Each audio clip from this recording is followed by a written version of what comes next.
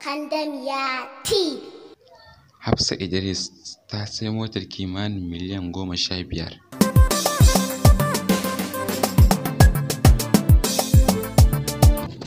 Hamisu Breaker ya sako 'yan YouTubers a gaba yana ba mu strike haka kawai.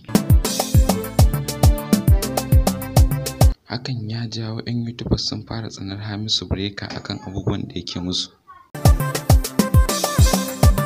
Wasu daga cikin abokanan sana'armu sun ce ba Hamisu bane yake ba mu strike, Kashiban Kiɗa ne yake kula da channel ɗin tasa. Shin ko me dalilin da yasa Kashiban Kiɗa yake ba mu strike? Duk wani mai waka ba iya Hamisu Breaker ba, duk ɗaukakar da ya samu akwai sa hannun 'yan YouTubers. Mun tattauna da abokanan sana'armu akan me yasa suke ba mu strike. Mun tattauna da Kadu akan abin da yake faruwa ga abin da Kadu ya faɗa. Wallahi anyway haka ne. Duk in ka tara arewacin Najeriya ba inda ake matsalar strike. Kawai duk yanda na san ni dai a yanda na fahimci masu YouTube, in ka sa abuna zan iya maka kashe din kaza ka sa ka wani ka sa kaza dina dan Allah ka ce. Amma ba za ka bar mutum da shi ka ce mai kai ya sake sa abu to ce mai ya cire.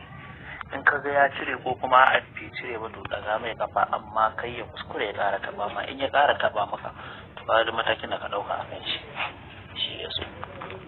To Allah ya mana dai mai wanda.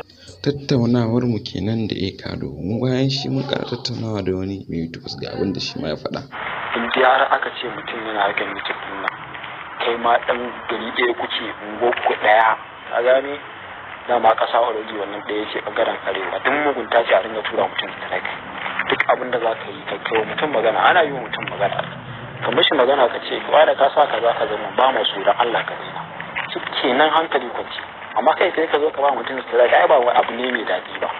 Ka fahimta? Ko bakin ciki ne irin namu na mutanen mu na arewa kawai ba a so a ga wani ya ci gaba. To idan muka yi duba da maganar da ganin ya faɗa, a iya arewacin Najeriya ne ake fama da matsalar strike. Kudu ba sa irin wannan abin da yake faruwa a nan arewa.